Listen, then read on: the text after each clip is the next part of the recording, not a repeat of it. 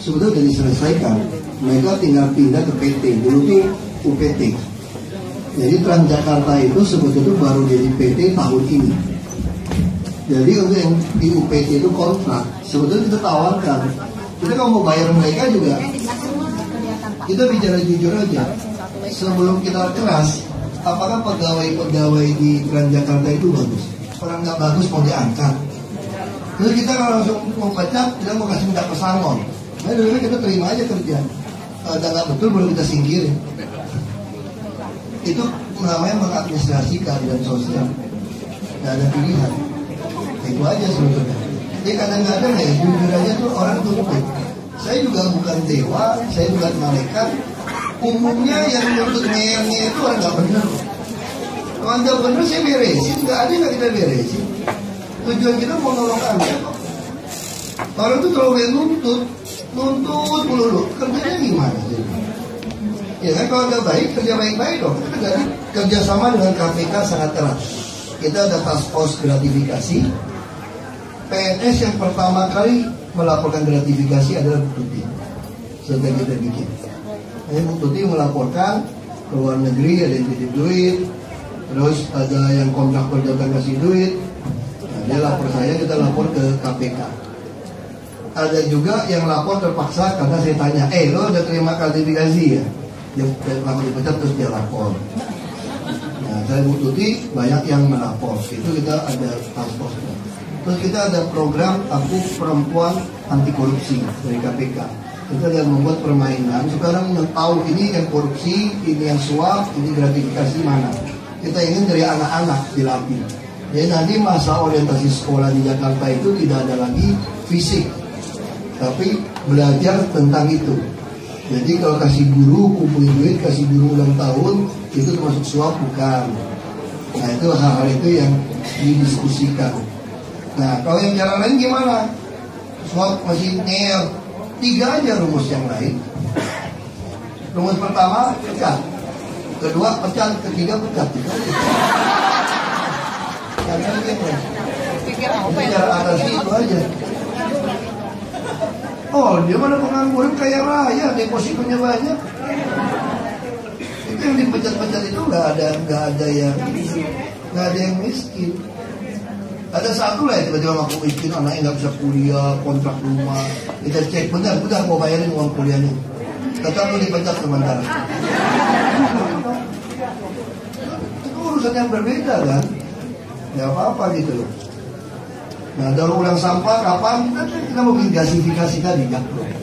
Jadi kita mau kerjain termasuk sistem pengolahan air limbah. Nah gimana tadi lapangan kerja gitu ya di Jakarta. Jadi bagi kami seluruh dunia yang paling penting adalah pelayanan terpadu satu pintu. Kita mempermudah orang melakukan bisnis. Kedua, tentu kita juga pengen membangun pelabuhan ini termasuk jasa transport wisata. Nah kami mulai membantu orang itu menjadi pegawai sebetulnya. Kami mau dorong pabrik-pabrik itu keluar dari Jakarta sebetulnya.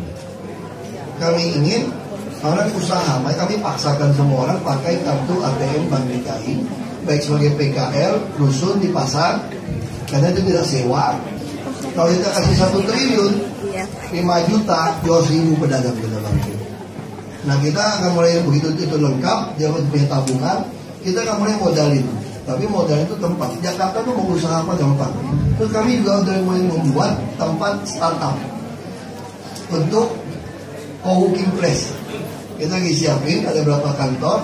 Dia anak muda mungkin aplikasi datang aja ada wifi, dia bisa jadi inkubator, dia mulai di situ nggak usah bayar. Kita lagi siapin tempat-tempat seperti itu. Dia mereka tinggal datang, ada full wifi seperti itu. Jadi sekarang masih kreatif. Kalau cuma jadi kerja pabrik, kerja perusahaan, saya yakin kalau transportasi diperbaiki, pasti kekayaan orang naik, lapangan kerja akan terbuka. Nah teorinya gitu aja. Apalagi kalau ada turis yang kita lagi incar itu adalah salah satu dari Tiongkok. Tiongkok itu outboundnya 100 juta orang. Jadi 1,4 miliar. Terus belanjanya rata-rata 10.000 US. Berarti itu 1 triliun US dollar dia belanja setahun. Ini mengalahkan GDP kita, produk bruto kita, yang ini berapa 700 M ya masalahnya. Dia belanja ya 1 juta. Makanya kalau ke Paris, ke London, yang ngantri-ngantri tas yang mahal-mahal itu semua dari Jokowi. Betul kan? Karena itu dia 100 juta orang. Ke Indonesia baru 1 juta. Nah kalau ini dari naik ke 5 juta sampai 10 juta, untuk transportasi sistem yang baik, ini juga akan memberikan pemasukan yang baik. Ya, itu seperti itu. Kalau yang lain saya nggak hitungan, ditanya sama ekonomnya kunjung pusing. Jawabnya gimana? Ya, kerja gimana gitu ya. Nah, tadi soal kesehatan saya nggak bisa, karena kesehatan itu adanya di ID. Namanya udah ID kan, ID. Dia nggak bisa terima tuh orang Indonesia buka praktek di sana bantuin sosial pun nggak bisa. Padahal dia sendiri nggak sanggup gitu loh. Nah, mereka kalau bisa ya silakan, itu urusannya ID. Tapi rumah sakit kami kepuasan hampir capai 80%. Kita pun udah, kenapa bisa begitu baik? Karena rumah sakit puskesmas semua itu jadi BRUD. BRUD itu kita bisa merekrut bukan PNS jadi kepala. Maka bisa merekrut pegawai bukan PNS. Makanya sekolah mau saya coba seperti itu. Sudah bisa merekrut yang swasta, baru bisa jadi baik. Puskesmas kita tahun ini berhasil menambah 1.240 ranjang. Tarakan kami kita baru resmikan bisa 8 orang kalau nggak salah untuk kemo. Karena kanker itu lama sekali kemonya di Janmais nanti Indonesia. Dan kita juga ada operasi jantung di atas 300 orang dan semua hidup. Ada 2 meninggal bukan urusan jantung, penyakit yang lain. Itu Tarakan sangat bagus. Operasi jantung semua.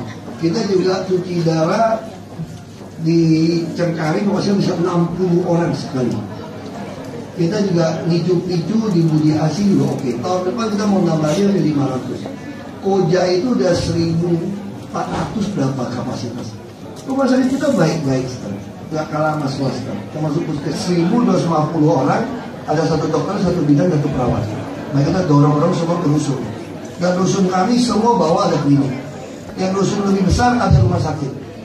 Kami udah taruh rumah sakit di tiap kecamatan udah 18 yang tipe D. Tipe D itu kira-kira ya 30 ranjang. Nah, kita juga pakai pola kalau orang sakit gak punya di puskesmas kami yang datang. Nah, jadi dokter semua kita lakukan dengan baik. PTSP kami sangat baik. Proyek terbaru 1 pintu kami di semua kantor lurah camat kami seperti calo sekarang. Anda datang aja bilang mau apa kami urusin. Kalau nggak ngerti tanya sama Mbak Google, Mas Google gitu ya.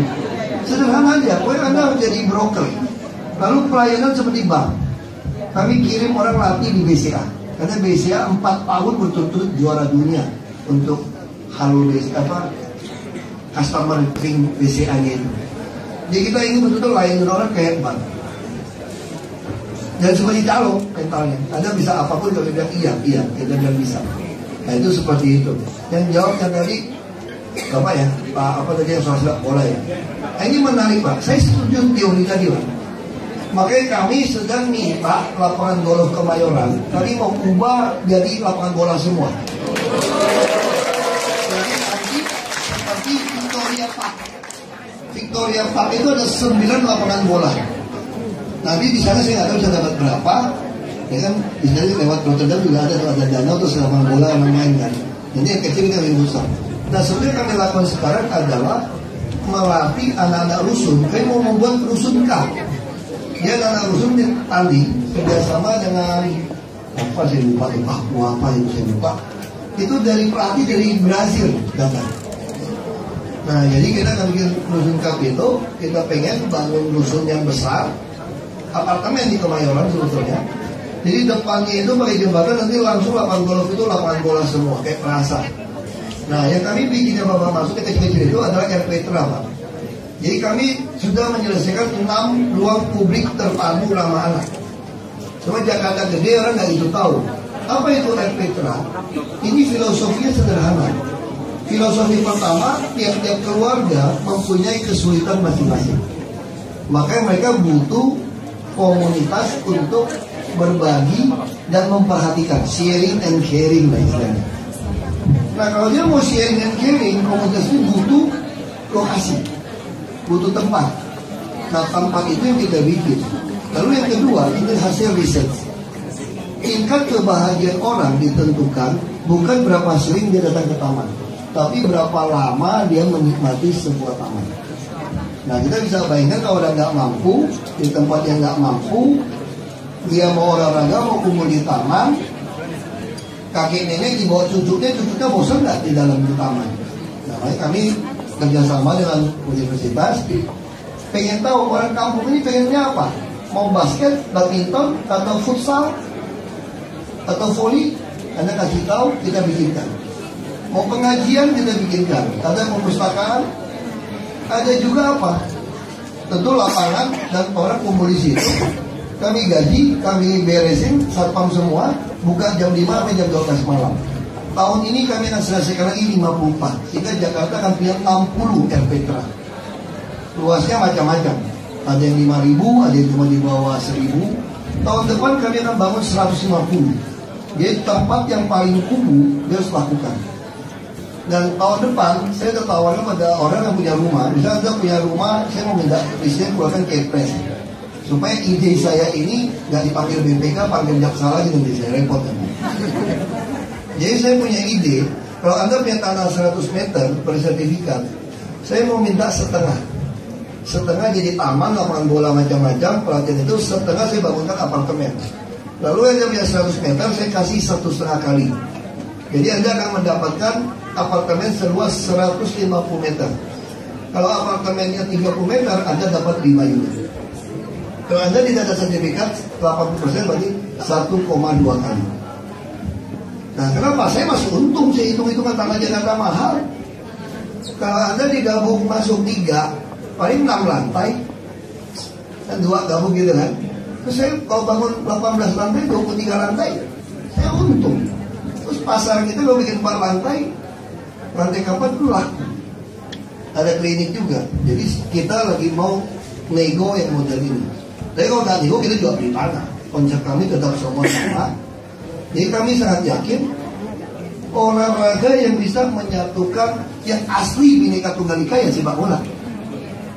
Nggak ada yang bisa teriak-teriak, orang nggak peduli itu. Dia mau agama apa, mau suku apa, etnis apa, pokoknya bisa cetak gol aja. Nah ini menarik. Makanya kami mau mulai dari situ. Itu mulai dari Papua, ada dari apa sih lupa, dari tim apa itu dia bikin. Nah ini kan kita pakai untuk kita latih. Nanti kalau Anda mau datang jadi pelatih silakan.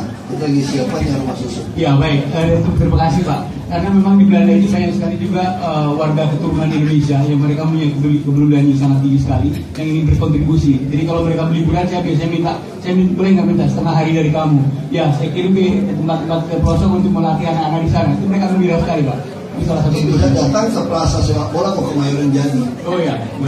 Tapi yang penting juga di daerah-daerah kecil justru Pak, di wilayah-wilayah itu supaya anak-anak di RPTRA Pak. Namanya itu di RPTRA tadi. Oh, iya. Jadi rata-rata tuh mintanya futsal, lapangan bola-bola kecil. Kepanasan atau gimana? Enggak juga di luar. Enggak juga sih Pak. Mereka oke Pak. Sore-sore mana teman-teman dapat sumbangan bola dari mereka. Dari FIFA yang kayak bola plastik tanpa kita bagiin ke dusun-dusun.